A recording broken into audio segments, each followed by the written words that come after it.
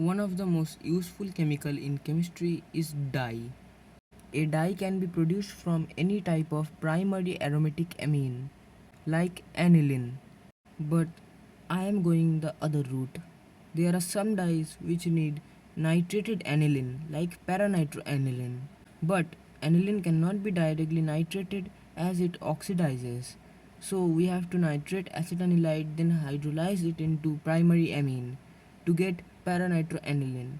The compound will have a nitro group in the para position.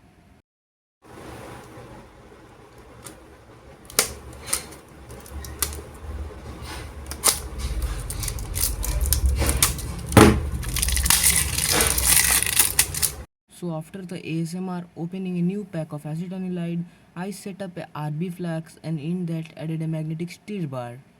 Then I added 30 grams of acetanilide which I bought new. Also my hot plate was repaired recently, so this is my first time testing it. I haven't even tested it till now.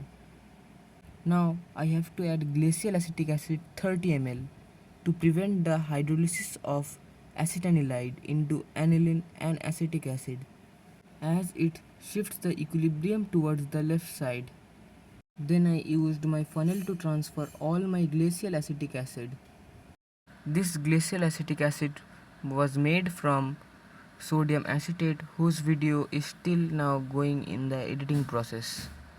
Now I turned on my hot plate to check if it is working or not, as I have just given it to repair and it has come only that day because it suffered through a nitration reaction of phenol. Now let's come back to the process. Now for the next step, I have set up a pressure equalizing addition funnel with 40 ml of concentrated sulfuric acid. I used a little too much of the sulfuric acid as I just scaled up a whole reaction from the Vogel's textbook, but it should be the limiting reagent, so I should have used like 30 ml or so.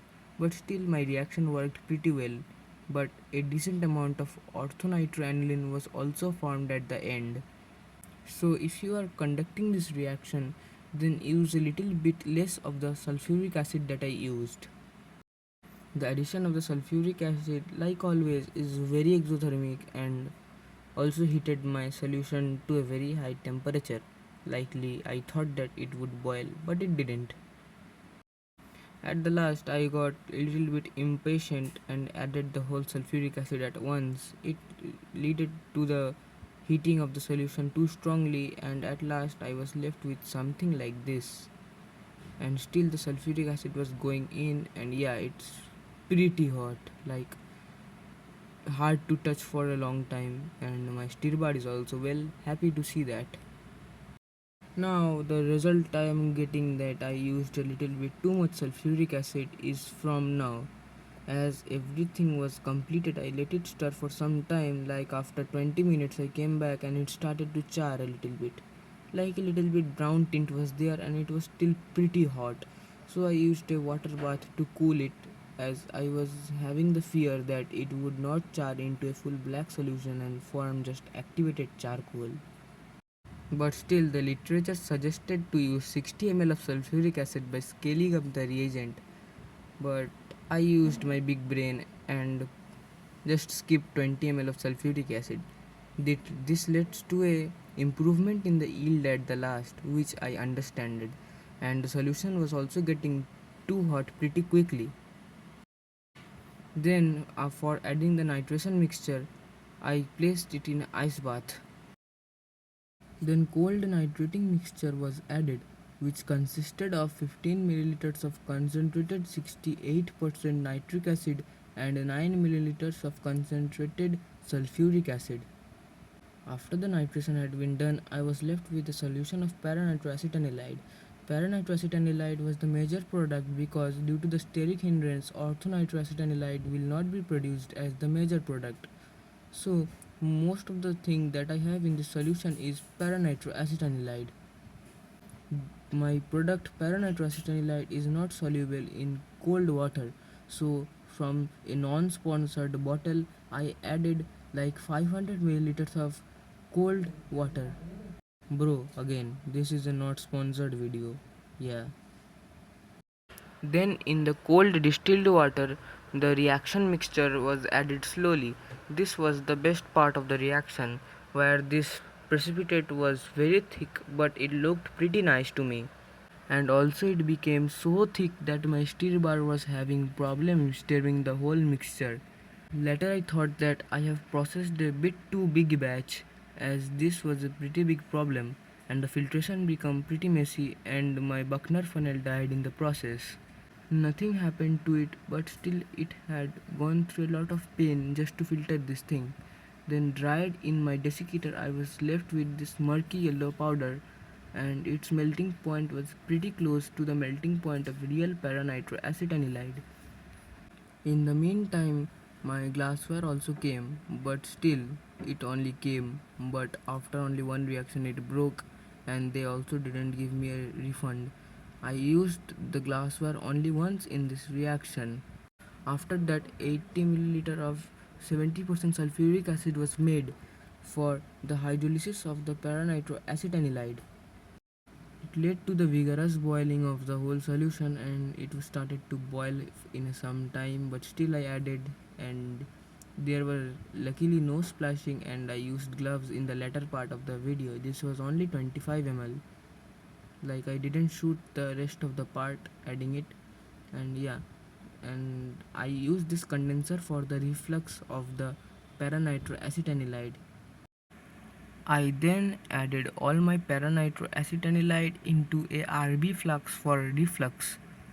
I don't know why, but the powder looks much yellower than in real life from camera. But the reaction surprised me, as the sulfuric acid was still so hot that upon adding the sulfuric acid, most of the paranitroacetanilide was hydrolyzed, and yeah, so I have to reflux it for pretty low time, like 20 minutes. But if your sulfuric acid is cold, so you have to reflux it for nearly 1 hour. But the moment when I was surprised is that for testing I added one drop of this solution to my test tube full of water, and little to no precipitate was observed, means most of the hydrolysis was completed, but still I heated it for 20 minutes in the reflux.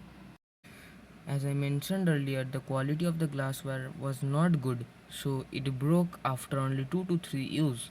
I told them, but they refused to give me a refund, so I was just left with a broken piece of coil condenser. I have ordered a new one from other place. Now I have heated it for a bit too long, like 30 minutes, so this resulted in a charring of the solution. But I got a moderate yield. I was shocked to see this much of yield after charring also. That was 50%.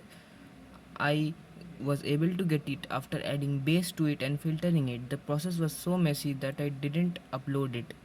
Then let's show you a microscope view of its crystal.